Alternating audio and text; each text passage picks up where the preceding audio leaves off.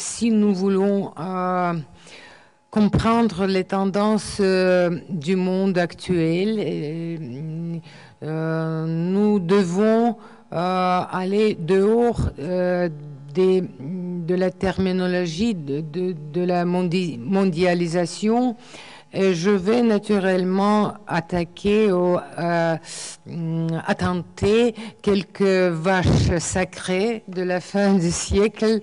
C'est la démocratie, mais pas la démocratie elle-même, mais les interprétations contemporaines distortées de cette valeur précieuse, parce que j'ai vu Conseil de l'Europe, ce quatrième international libertariste qui assume le rôle d'un doigt décret donnant les certificats des diplômes d'être civilisé avec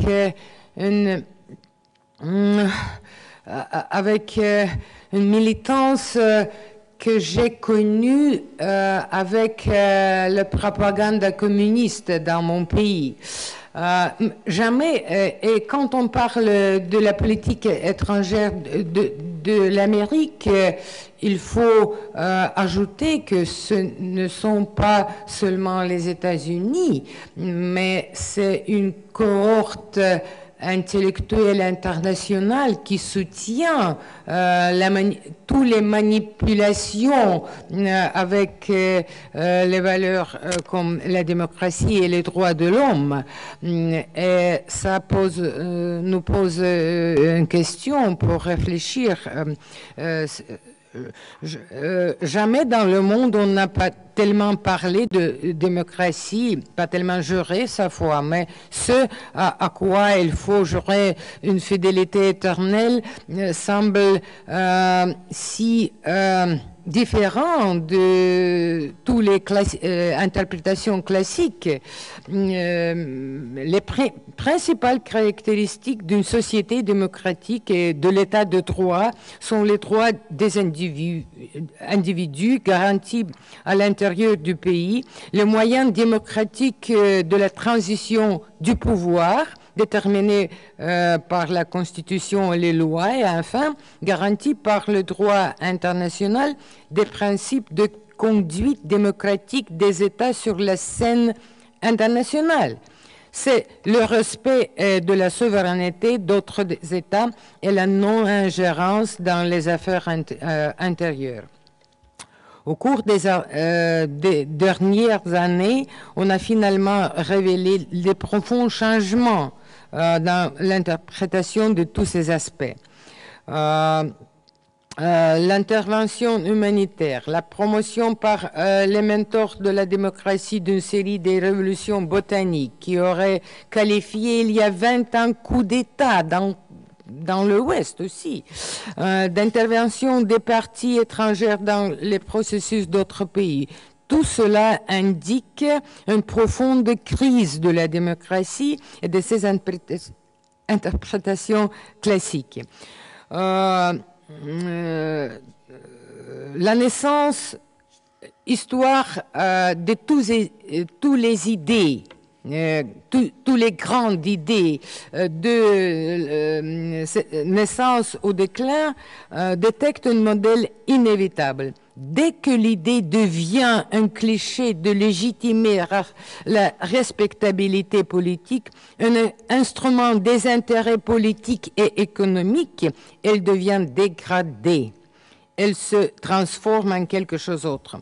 Et les adeptes de ces idées dégénèrent aussi, tant des sociétés entières que des autorités morales. Les visages et les manières du comportement, enfin la culture générale des dirigeants actuels de la démocratie universelle dont prise de mettre en doute le progrès de l'humanité. Et pour moi, je me rappelle les mots de Talleyrand. Des peuples entiers seraient horrifiés si elles apprenaient quelle personne de plus petite domine sur elle. Aujourd'hui, le cliché démocratie prononcé par le 4e international légitime sous le drapeau de la démocratie les coups d'État, les moyens inconstitutionnels et illégaux de la transition du pouvoir.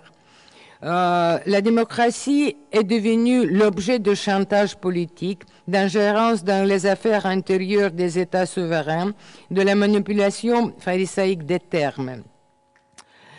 Et aussi, de plus en plus, cela est accompagné par le dogmatisme idéologique comparable aux échantillons les plus amusantes et décevantes de la propagande communiste. On prêche encore la supercommunauté mondiale forcée, quelque chose que jadis le marxisme prêchait. Il est frappant comment le marxisme et le libertarisme militant condamnent leurs ennemis en utilisant le même vocabulaire. Les mots de Condoleezza Rice ne ressemblent-ils pas au rapport des congrès du Parti communiste de l'ère Khrouchtchev? Je cite: « L'histoire avance vers le triomphe du marché libre et de la démocratie, tandis que certains pays restent au bord de ce boulevard de progrès. » C'est une citation, pas de Khrouchtchev, mais c'est une citation de Condoleezza Rice. De plus en plus, le futur nom de la démocratie justifie la violation flagrante du droit international. Les tendances ne montrent qu'une tendance de remplacer la démocratie par une gouvernance mondiale d'un groupe de certains pays. Ils sont soutenus par une cohorte intellectuelle supranationale qui affirme sa propre autorité morale et indisputable, avec l'attitude franchement de Robespierre à l'égard du peuple. Si le peuple ne supporte pas nos idées, remplacez le peuple. Interprétations de la démocratie sont devenues fluées et simultanément catégoriques. La philosophie de la souveraineté limitée et la justification théorique de l'idéologie de la mondialisation a commencé dans le milieu des politologues. Alors, je me souviens comme un livre publié par l'auteur britannique éminent Hedley Bull, qui a séparé totalement la notion d'une communauté mondiale de la société internationale des membres élus et unis dans ses objectifs et principes qui ne comprenaient que pays occidentaux. Pour lui, c'était seulement ce groupe d'États qui, ayant des intérêts communs et des valeurs communes, forment une société où il se sentait limité par des règles communes. Ce sont les citations. Peu de gens ont constaté ce défi de l'universalité des principes du droit international. L'universalité est limitée à la société des pays occidentaux et n'éteint pas à l'ensemble du système international des États. Seulement en ce qui concerne les membres élus de cette société, la théorie de Bull parlait du respect de l'indépendance et la souveraineté, de respect des accords pris, de certaines restrictions sur l'utilisation de force les uns contre les autres, comme ces principes de conduite ne s'appliquent pas au reste du monde. Cette division remet en question l'universalité des principes du droit international depuis longtemps reconnus, ainsi que les premières idées chrétiennes. L'éthique que notre monde a été pratiquée était éthique chrétienne. Ne pas tuer, ne pas voler s'applique au tout. Et la violation de ces préceptes ne peut pas être justifiée par le fait que le partenaire appartient à un autre système de valeurs. Au cours des siècles, tous les États respectaient les engagements pris à l'égard des États sans différer les civilisations. Et ils n'osaient pas de justifier la rupture de façon à ce que le partenaire n'était pas pareil et il n'est pas digne de respect des règles. Je dois dire, j'ai donné quelques lectures sur loi internationale dans ma carrière académique. La souveraineté dans l'interprétation classique de toutes les écoles de droit n'est pas un prix reçu par un État en achevant certaines valeurs reconnues par quelconque, mais c'est une marque d'État par lequel il se distingue des autres conjonctions de droit public. La discussion initiée par Boulle sur la légitimité et illégitimité d'intervention dépendant de ses objectifs a préparé un changement révolutionnaire du concept fondamental du droit international par introduction de la doctrine de souveraineté limitée. Mais dès les traités de Westphalie conclus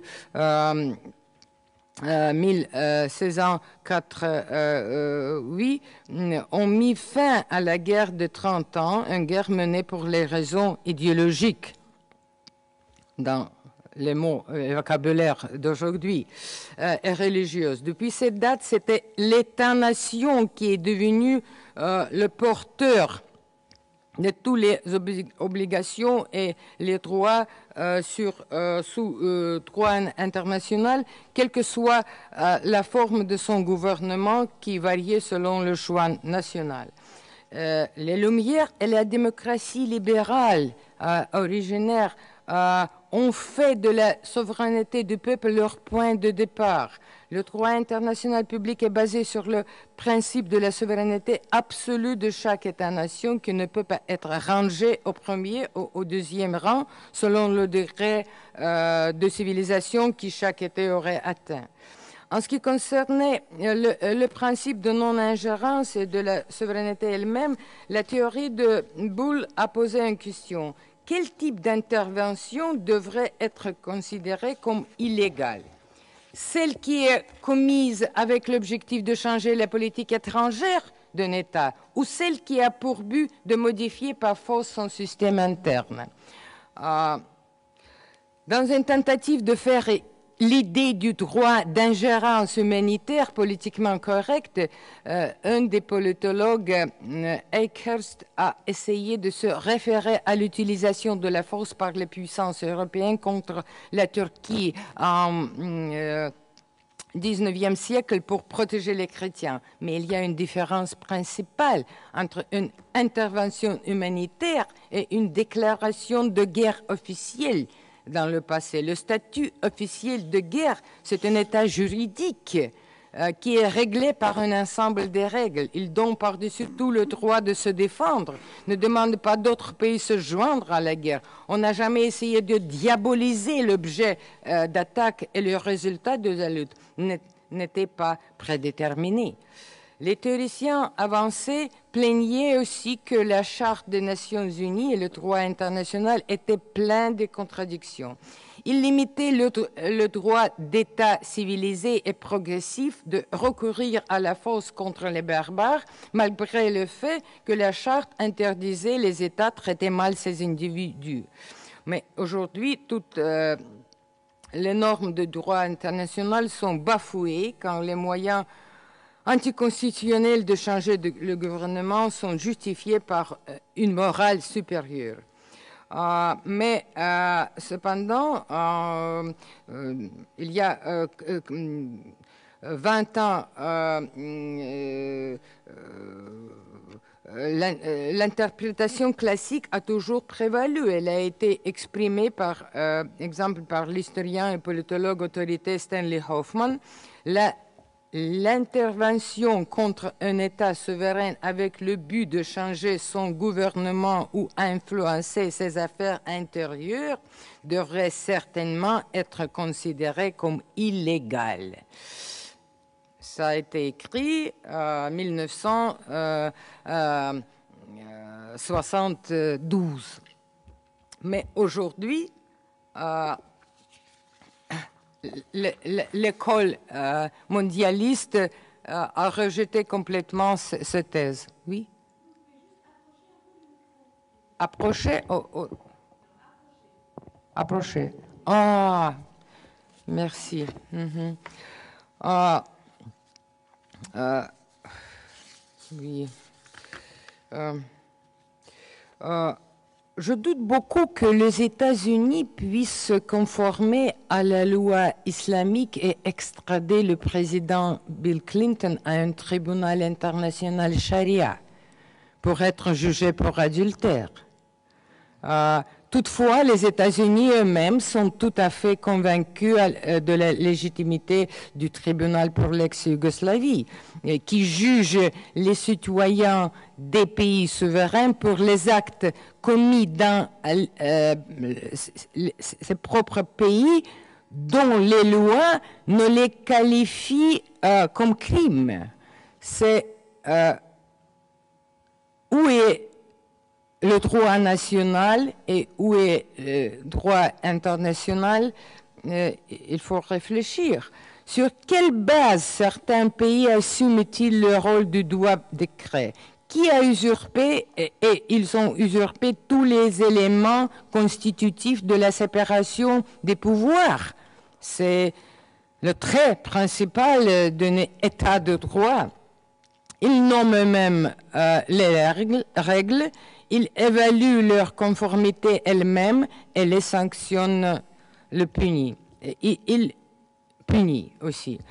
Et un second thème que je veux toucher, c'est très important pour moi, parce que moi aussi, je suis présidente de 2 organisations non gouvernementales. Un rôle énorme d'associations privées et des organisations non gouvernementales pose aussi quelques questions. Ce type d'association créée à l'origine dans les domaines d'activités professionnelles et des intérêts privés, mais aussi a pris un nouvel élan dans la société de l'information. Parmi eux, il y a une catégorie de ONG financées par le budget des États-Unis, Human Rights Watch and Freedom House, for sure,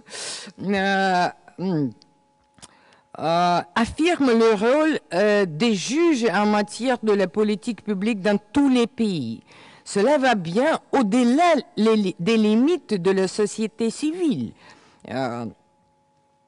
Le paradoxe de la démocratie contemporaine est que pour réclamer ce rôle, les ONG ne nécessitent pas le mandat prouvé, le niveau de l'appui public. Il est temps d'évaluer et formaliser la transmutation des ONG comme des institutions de la société civile vers l'activité politique qui change complètement l'interprétation du concept de la société civile. Ce terme définissait toujours l'indépendance de la sphère des divers intérêts privés des citoyens du système politique de l'État. Une réduction de cette sphère presque à la famille, comme dans l'Union soviétique, qui restait seule au-delà de la pression idéologique d'État, était toujours considérée comme un trait du totalitarisme. Et ça prouve, la société civile, ce n'est pas la politique. Aujourd'hui, la différence entre les institutions de la société civile et des partis politiques est délibérément effacée. Les ONG ont devenu idéologiques et elles sont occupées de toutes les questions politiques de la société et des relations internationales.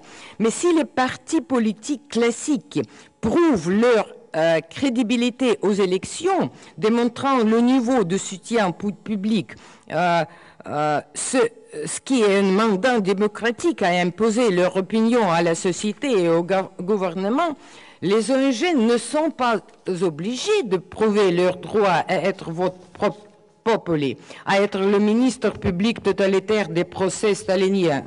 La Charte des Nations Unies est devenue une charge, non seulement pour ceux qui bombardent les capitales des étrangers sans déclaration de guerre, mais pour les idéologues libéraux militants du monde qui sanctionnent ces décisions. Le chapitre 1, revenons à la charte de l'ONU, lisez le chapitre 1er de la charte des Nations Unies intitulé « But et principe ». Il ne contient aucune référence à quelque système religieux, philosophique, social ou politique que ce soit. Ce chapitre ne mentionne même pas la démocratie comme but. Au contraire, il insiste sur l'égalité souveraine de tous les différents acteurs des relations internationales.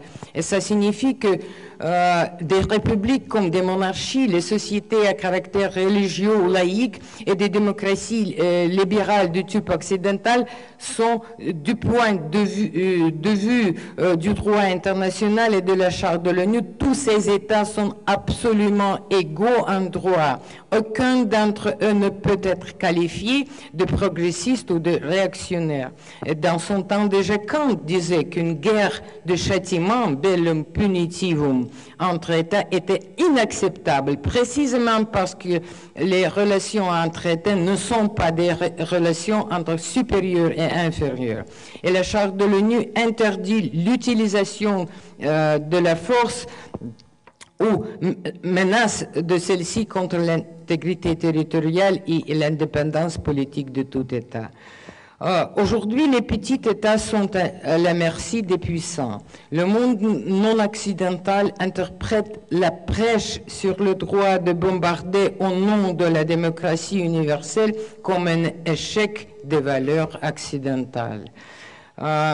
Même Montesquieu, un des pères fondateurs de la démocratie et du libéralisme, a fait valoir que la démocratie n'empêche nul les gens d'adopter de mauvaises lois. C'est le droit inaliénable. Mais semble-t-il, ce n'est pas la démocratie elle-même qui est devenue une condition de légitimité, une véritable expression de la volonté du peuple juridique des procédures constitutionnelles est visible, mais la violation de toutes les lois dont la seule légitimité est rendue par des médias électroniques qui présentent les manifestations organisées par Internet comme incarnation de la démocratie. Ça est réalisé avec la participation directe et applaudissement de la société mondiale, des élus qui, sur la théorie de Boulle, a seulement le droit d'avoir la souveraineté. Merci beaucoup pour votre patience.